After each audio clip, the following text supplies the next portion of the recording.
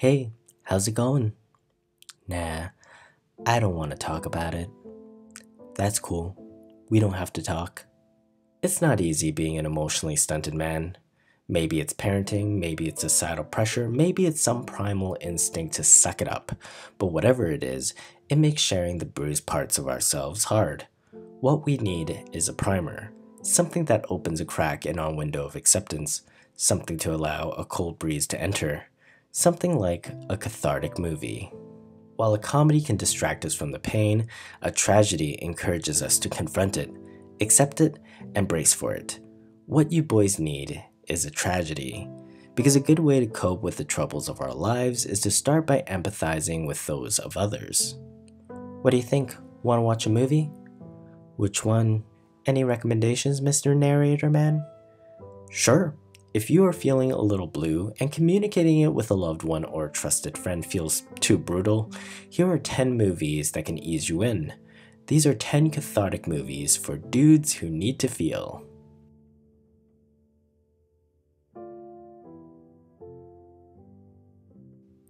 Trees Lounge. Betrayal. Whether you've stolen money from a friend or had a buddy steal your girl, you never come out the same after a betrayal. Steve Buscemi knows betrayal well. How else could he have written, directed, and starred in the 1996 comedy drama Trees Lounge? Trees Lounge is a story about Tommy, his addiction, and a little bar that acts as a landing pad at rock bottom. At the core, Trees Lounge is about someone self-destructive, someone beyond help, for helping would be to get sucked into the little black hole. Chloe Sevigny, Mark Boone Jr., Debbie Messer, and Samuel L. Jackson give sincere performances that heighten the disgust we feel for those whose reputation is beyond repair. Tommy is someone who has nowhere to go but up, but can't seem to move. It's hard to recover from a betrayal on both sides, and sometimes we deserve second chances, but that doesn't mean we'll get it. Trees Lounge cautions us, letting us know that we too can become worthy of pity, but also gives us company, like a stranger at the bar. Dead Poets Society. Expectations. Pressure makes diamonds, so they say, but pressure can crack and shatter. Dead Poets Society, set in a prep school, Walton Academy, tells the story of a group of boys, inspired by their English teacher, starring Robin Williams, to seize the day and make their lives extraordinary. For anyone who is currently held hostage by someone else's expectations, know that Dead Poets Society is one of the purest portrayal of how tough love can backfire. It reminds us that having a strong belief that any one thing should happen, especially when it comes to another person, is ultimately going to lead to disappointment, if not tragedy. You're in control. Dead Poets Society doesn't release the weight from our shoulders, but encourages us to acknowledge it and ask whether we're carrying something that might not even belong to us, and perhaps we can drop it.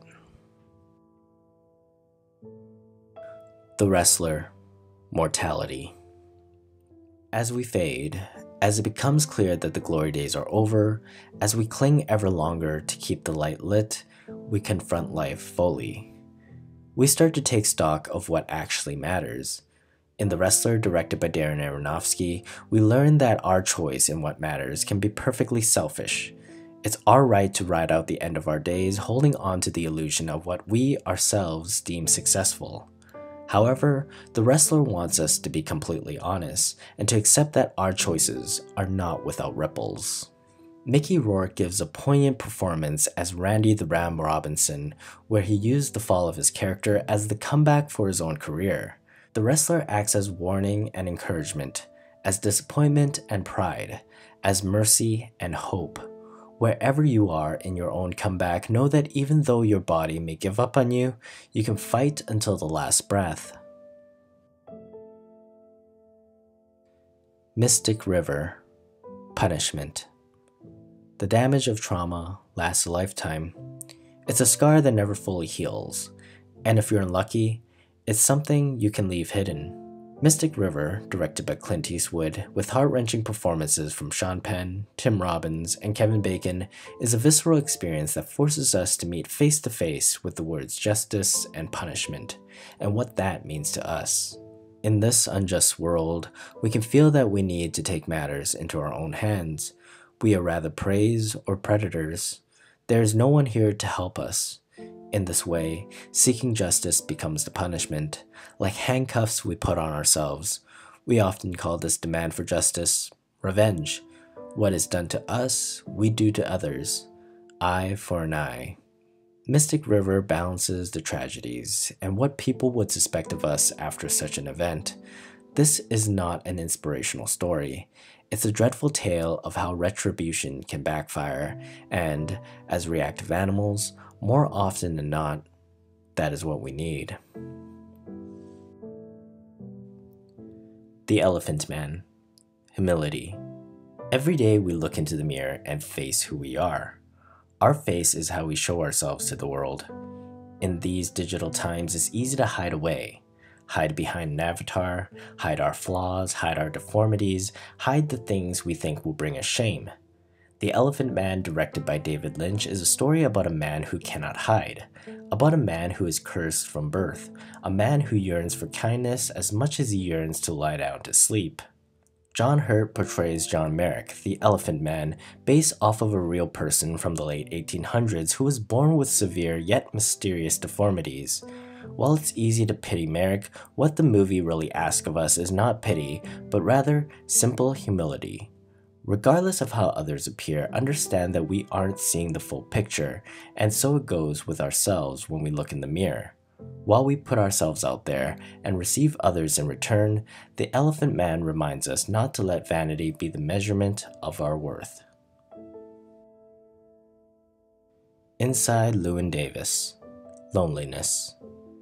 Life is full of possessions, things that belong to us, things that don't.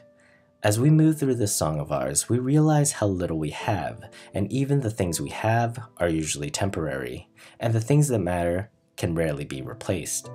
Inside Llewyn Davis, perhaps the Coen brothers' most introspective movie, follows a folk musician as he attempts to salvage his life after the death of his musical partner.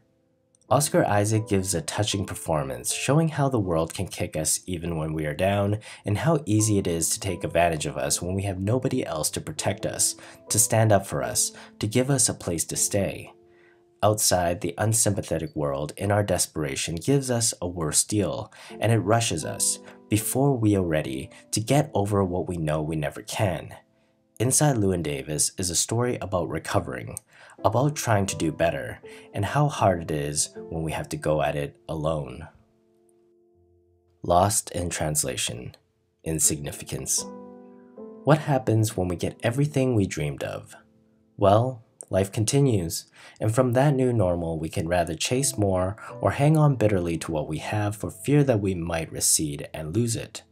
Lost in Translation puts us in the epicenter of the bustle of Tokyo with a couple of aimless foreigners, Bill Murray and Scarlett Johansson, who are both unable to visualize what the next milestone looks like in their stagnant lives. We often feel as though we have to make some big decisions in our lives, and that if we don't pick the right one, we will regret it. But what Lost in Translation tells us is what philosopher Soren Kierkegaard understood all along. Regardless of what we do or don't, get married, don't get married, quit our job, stay forever, laugh at the world, weep over it, we will regret it. No matter how big our decision may feel, no matter how paralyzing it becomes, Lost in Translation encourages us to accept the inevitable regrets and make them. For in our insignificance, that is the only control we have. Good Will Hunting. Acceptance. We know everything, at least more than people give us credit for, but when it comes to life and this mysterious journey, we have to accept that at best we know as much as anybody else, regardless of what a genius we might actually be. Good Will Hunting, the Matt Damon classic, is the pull and tug we often feel from the communities around us.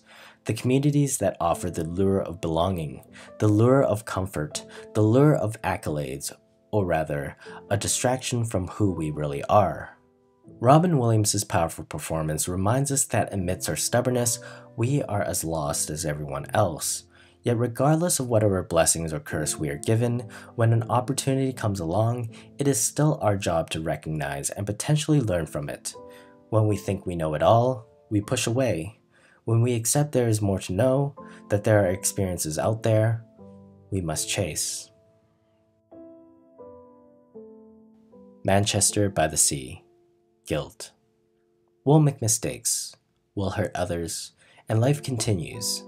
The question is, what's the cost of the guilt we carry? How long will we carry it? Like hoarders keeping garbage to remind them of the past, how can we ever let it go? Manchester by the Sea tells the story of a man whose negligence proved costly, and how the greatest damnation is the one we oppose upon ourselves.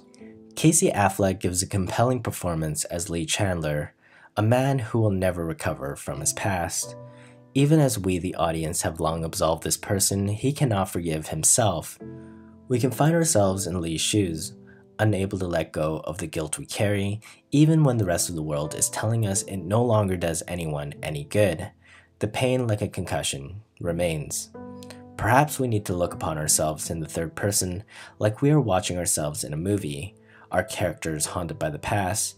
Maybe seeing our uselessness in this manner can help us see that forgetting might not be possible, but the pain we can keep to ourselves.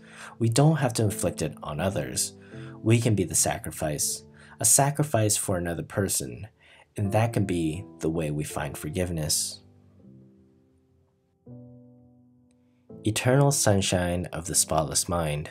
Memory. At the end of a terrible day, sometimes all we want to do is forget. But what Eternal Sunshine of the Spotless Mind shows us is that erasing our memories doesn't leave us free from the pain of those we've forgotten. No, instead it leaves us with an empty void. It leaves us in a sunken pit, wondering how we've gotten so down. Charlie Kaufman's imaginative story, with the melancholy visuals of Michel Gondry's directions, paired with the moving performances from Jim Carrey and Kate Winslet, makes Eternal Sunshine a triumph in catharsis. For all of us who are currently in the midst of a heartbreak, for all of us who've experienced regret, shame, and disappointment, for all of us seeking a tangible solution when there will never be one, we can be free for a moment, lost in someone else's world, and understand what we are experiencing is indeed a little surreal. Big conversations are hard to have, especially when they are on a heavy personal topic. You may find yourself creating a barrier between yourself and your emotions. A cathartic movie can offer you a bridge to cross that chasm, to see your feelings up close, to accept that you can express yourself. By using a story as the vessel to reach your emotions, you can, for the time being, bypass your own pain. That's the power of storytelling. Sometimes it's entertaining, and other times, it's soul cleansing. Now, are you ready to talk? Boys, are you okay? We don't feel any better. Did you watch all 10 movies in a row? Wasn't that what we're supposed to do? No, you were supposed to pick one. Pick one? You weren't clear.